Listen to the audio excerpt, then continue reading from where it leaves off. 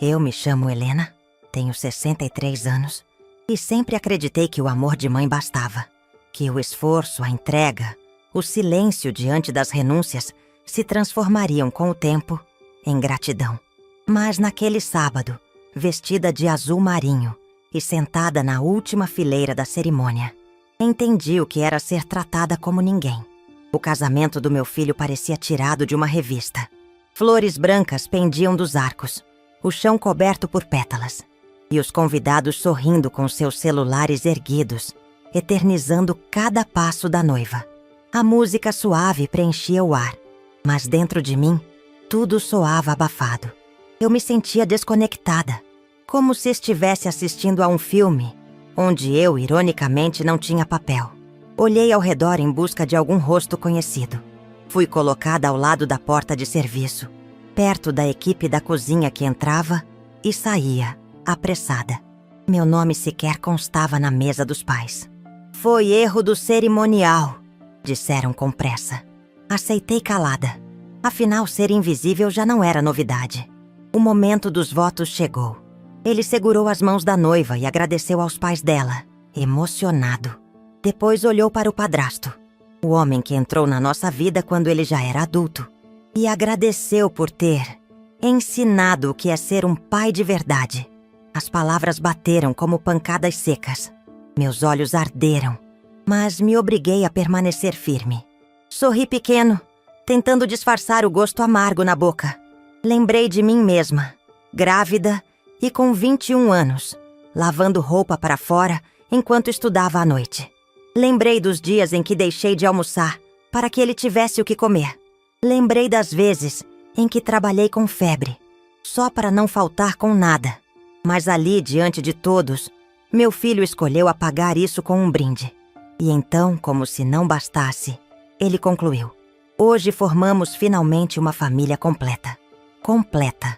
Como se eu fosse uma peça velha, deixada de fora do novo quebra-cabeça que ele montava com tanto orgulho. Aplausos, risos, flashes. E eu me levantei, em silêncio. Peguei minha bolsa, ajeitei o vestido e saí andando por entre as cadeiras sem olhar para os lados. Ninguém notou, ninguém chamou. Caminhei pelo estacionamento como quem foge de um incêndio, com o rosto em chamas, mas o corpo congelado. Chamei um táxi, sentei no banco de trás e olhei para as mãos no colo. As unhas feitas naquela manhã tremiam. Lembrei de como ensaiei um penteado mais ousado, só para me sentir bonita no dia dele. Lembrei da sensação de escolher o vestido com carinho, de sonhar, secretamente, com um momento de abraço, de orgulho, de reconhecimento. Chegando em casa, entrei sem acender as luzes.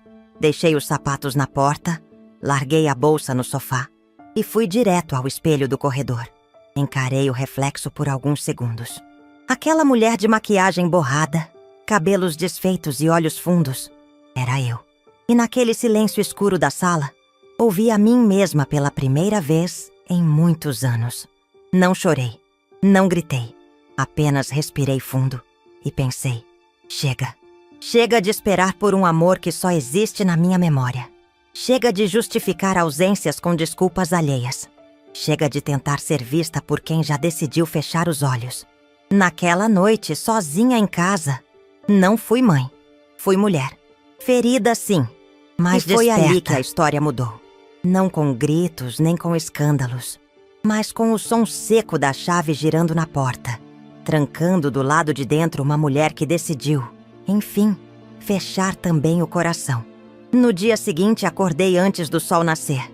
Não porque tivesse algo urgente para fazer, mas porque o silêncio da casa me empurrava para dentro das lembranças. Eu sempre fui boa com rotinas. Levantar cedo, preparar o café, conferir os compromissos do dia, cuidar do jardim. Mas naquele domingo, eu simplesmente sentei à mesa e encarei a xícara vazia. Tudo o que construí nessa vida foi para ele. Lembro do dia em que descobri que estava grávida. Foi numa farmácia pequena, com teste barato e coração acelerado. O pai dele me deixou assim que soube. Disse que não era o momento e sumiu. Não chorei. Fui trabalhar no dia seguinte como se nada tivesse acontecido. Durante 9 meses, escondi os medos atrás do sorriso de sempre. Criei meu filho com as próprias mãos. Encarei fila em hospital público. Enfrentei noites em claro com febre e cólica. Lavei chão de padaria e aceitei humilhações de patroa só para garantir um pacote de fraldas. Quando ele completou 5 anos, comecei a trabalhar como doméstica fixa em 2 casas, uma pela manhã e outra à tarde. Minha mãe cuidava dele no intervalo. Eu chegava cansada, mas ainda encontrava forças para contar histórias, fazer lição, preparar o lanche.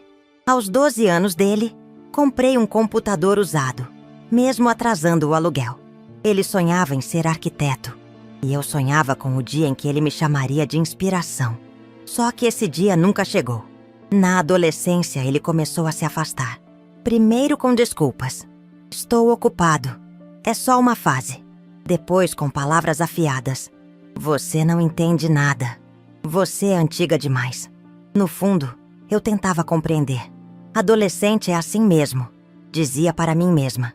Mas, no fundo, algo em mim já sentia a perda. Como se ele estivesse, aos poucos, apagando as pegadas que deixamos juntos. Quando entrou na faculdade, eu comemorei sozinha. Fiz um bolo simples. Esperei ele chegar em casa. Ele nem quis cortar. Disse que ia sair com os amigos para comemorar. A senhora entende, né? Entendi.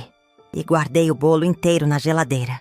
No fundo do armário guardo até hoje uma caixa com recortes de jornal, boletins, desenhos da escola. Coisas que ele nem deve lembrar que existem. Quando tentei dar para ele esses itens, ele sorriu sem graça e disse que não precisava disso. Deixou a caixa sobre a mesa e foi embora. Nunca mais tocou no assunto. A nora... essa me olhava como quem tolera uma figura folclórica. Sempre sorrindo por educação, mas com olhos de julgamento. Ela veio de outra realidade, outro mundo. Nunca fez questão de me incluir. E ele acompanhou. Nunca me defendeu. Nunca me protegeu da frieza dela. Aos poucos fui sendo reduzida a Dona Helena, a velha que aparece nas festas, mas que ninguém sabe onde sentar. Comecei a notar que os convites vinham tarde, como obrigação. Sempre de última hora, com lugares já definidos. E sempre longe, perto do banheiro, da porta ou da saída. Como se minha presença fosse um detalhe a ser escondido. Ainda assim, continuei. Continuava comprando presentes, fazendo visitas, lembrando de datas. Achava que um dia ele ia perceber, que a ficha cairia, que um obrigado viria. Mas o tempo não traz reconhecimento a quem não quer ver. O tempo só mostra com mais clareza quem você é na vida do outro. Naquele segundo dia após o casamento, quando sentei no meu jardim e vi Agenor cuidando das plantas, percebi algo estranho. Ele me olhou nos olhos e perguntou se eu queria companhia para um café. Um gesto simples. E naquele instante, me doeu perceber o quanto fazia tempo que ninguém me olhava assim. Com respeito. Talvez o problema nunca tenha sido ser mãe. Talvez o erro tenha sido esquecer que, antes disso, eu era Helena. O momento exato em que entendi que não era mais vista não foi no altar, nem na mesa escondida. Foi durante o brinde. A cerimônia já tinha acabado. Todos sorriam, dançavam, brindavam. Eu me sentia como uma figurante deslocada em um filme que ajudara a financiar, mas onde meu nome não constava nos créditos. Estava ali, mas não fazia parte de nada. O noivo, meu filho, se levantou com uma taça de champanhe nas mãos e pediu silêncio. Todos pararam para ouvi-lo. Um sorriso orgulhoso no rosto. Voz firme. Ele agradeceu à família da noiva. Depois, agradeceu ao padrasto. Chamou-o de exemplo de homem, de presença, de apoio incondicional. E então disse com todas as letras: hoje sinto que finalmente tenho uma família de verdade, completa. A taça em minha mão tremeu. O líquido dourado quase transbordou. Uma mulher à mesa ao lado me olhou por um instante. Depois desviou os olhos, constrangida. E eu permaneci imóvel, sorrindo com o canto da boca, como quem não sente nada. Mas por dentro, senti como se tivessem me empurrado de um penhasco. Não gritei, não chorei. Não reagi. Esperei mais alguns minutos e me levantei. Ninguém notou. Atravessei o salão devagar, entre mesas e garçons, entre risos e música alta. Peguei minha bolsa. Ajeitei o vestido no corpo. Respirei fundo antes de sair. Não queria parecer derrotada. Só queria ir embora antes que alguém percebesse que meu mundo estava desmoronando. No táxi, olhei a cidade pela janela. As luzes, os carros, os sorrisos nas calçadas. Tanta vida lá fora. E dentro de mim, apenas eco. Um vazio quieto. Cheguei em casa, tirei os sapatos e sentei no sofá, ainda com o vestido de festa. Peguei o celular. Nenhuma mensagem. Nenhuma ligação. Não havia sequer um "chegou bem?" Nada. Fui ao banheiro. Me olhei no espelho. A maquiagem havia escorrido, deixando marcas finas de rímel sob os olhos. Passei os dedos pelas rugas. Pensei nas vezes em que me olhei assim, cansada, depois de um dia exaustivo cuidando dele. Só que antes, havia sentido de propósito. Agora só restava a ausência. A TV ligada sem som lançava flashes azuis na parede. O silêncio parecia zombar de mim. E então, algo inesperado. O celular vibrou. Era uma mensagem simples. "Boa noite, dona Helena. Está tudo bem com a senhora?" Agenor, o jardineiro. Um senhor de fala mansa que trabalha comigo há anos, cuidando das plantas com carinho e constância. Ele viu o vestido, viu a maquiagem, viu meu rosto abatido na manhã do casamento, mas não disse nada. Só me desejou um dia bonito. Respondi: "Boa noite, Agenor. Estou bem, obrigada." Mas não estava. E ele parecia saber. Levantei, fui até o quarto e abri a gaveta onde guardo meu testamento. Um envelope grosso com documentos organizados, tudo destinado ao meu único filho. Era meu plano desde sempre. Deixar para ele o que lutei tanto para construir. Mas naquele momento, encarei aquele papel como um erro. Comecei a questionar tudo. Para quem eu havia guardado tanto? Por quem abdiquei da minha juventude, da minha liberdade, da minha própria identidade? Voltei à sala. Sentei com o envelope no colo. Não chorei. Só pensei. E pela primeira vez, a ideia de recomeçar não me soou como abandono, mas como libertação. A TV continuava passando imagens sem som. Do lado de fora, o vento balançava as árvores do jardim. E lá estava Agenor, ainda regando as plantas, mesmo àquela hora. Pensei em como a vida é feita de pequenas fidelidades e de ausências ruidosas. Naquela noite, eu não tomei nenhuma decisão, mas algo dentro de mim já tinha mudado. Era o início de uma nova fase e talvez o fim definitivo de outra. Na manhã seguinte, tomei café no jardim. Era outono e o ar carregava aquele frio leve que me fazia lembrar dos tempos antigos, quando eu preparava leite quente para o meu filho antes da escola. Mas agora, o silêncio do quintal tinha outro peso. Não de saudade, mas de clareza. Observei Agenor enquanto ele podava os galhos secos das roseiras. Fazia tudo com uma paciência que me comovia.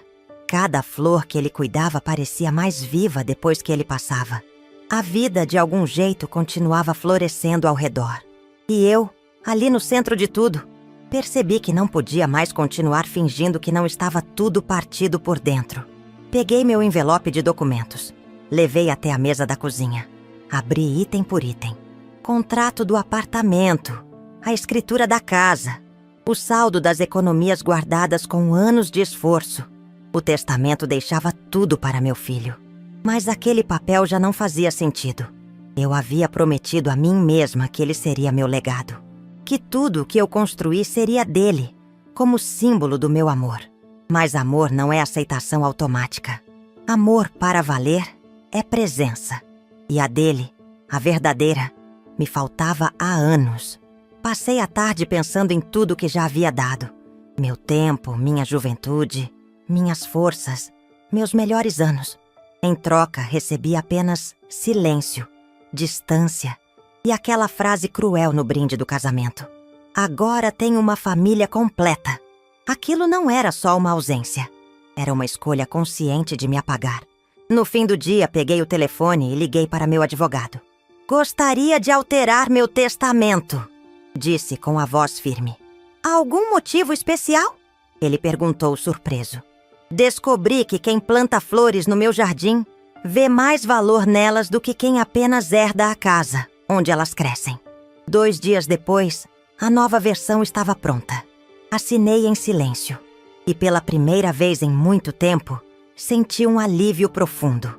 Agenor e sua neta, Carolina, seriam os beneficiários. Ele receberia a casa. Ela, o fundo para estudar arquitetura. O mesmo sonho que um dia meu filho teve e que eu tentei tanto apoiar. Mas ao contrário dele, ela sempre me agradeceu. Mesmo quando eu só oferecia um pedaço de bolo e um lugar à sombra para estudar. A vida às vezes entrega laços onde não há sangue e corta raízes onde você jurava haver amor. Algumas semanas depois, ele soube. Bateu à minha porta sem avisar, com os olhos duros de quem não queria conversar. Queria vencer uma disputa. É verdade isso? Que você passou tudo pro jardineiro? Falou direto, sem cumprimentos. É verdade. E é a decisão mais leve que já tomei. Ele riu, irônico. Isso é uma piada. Depois de tudo que fiz pela senhora? Minha resposta veio serena, como uma folha que cai sem barulho. O que você fez foi crescer. Apenas isso. O resto, fui eu quem fez. E não digo isso com raiva, só com clareza. Ele só está te usando, mãe. Isso é injusto. Injusto é ser apagada. Injusto é ouvir que sua família só ficou completa quando eu fui excluída. E ele não está me usando. Ele me vê. Ele baixou os olhos, mas não pediu desculpas. Não chorou. Apenas ficou em silêncio, como quem percebe que perdeu algo que julgava garantido. Então é isso? Vai cortar seu próprio filho? Não. Só estou pela primeira vez escolhendo a mim. Fechei a porta com calma, sem mágoa, sem escândalo. Apenas com a dignidade de quem cansou de esperar ser amada. E começou a se amar. Naquele dia, eu me libertei. Não dele, mas da ideia de que amor se merece com esforço. Amor, hoje eu sei, precisa ser escolha mútua. Ou é peso. As semanas que se seguiram passaram com uma leveza que eu jamais imaginei sentir depois de tudo. Não recebi mais visitas, nem mensagens. O telefone permaneceu quieto. E curiosamente aquilo não me doía mais. Era um silêncio diferente agora. Não era abandono, era paz. Certa manhã saí ao jardim e vi algo que me emocionou de forma inesperada. A Agenor havia plantado um novo canteiro, bem no canto onde as azaleias sempre se recusavam a crescer. Mas ali, naquele solo que eu já havia dado como perdido, pequenas flores começaram a brotar. Brancas, delicadas, resilientes. São margaridas, Dona Helena, ele disse, limpando as mãos na calça surrada. Plantadas com calma e luz certa, até o que parecia seco floresce. Fiquei ali, olhando para elas como quem vê um milagre doméstico. Era só um pedaço de terra com flores, eu sei.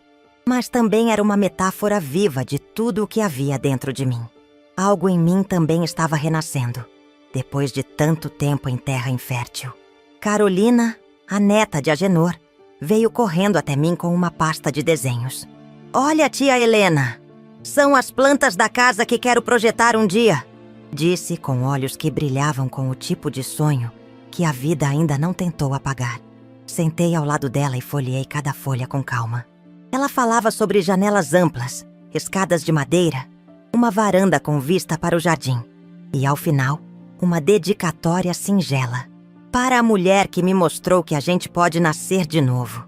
A emoção subiu de forma lenta, como uma maré silenciosa. Aquela menina me via, me admirava, e aquilo curava em mim uma ausência que nem meu próprio filho havia tentado preencher. Dias depois, recebi uma carta simples, sem envelope luxuoso. Reconheci a caligrafia. Era dele. Dentro apenas uma folha com poucas palavras. Se foi por mágoa, eu entendo. Se foi por justiça, respeito.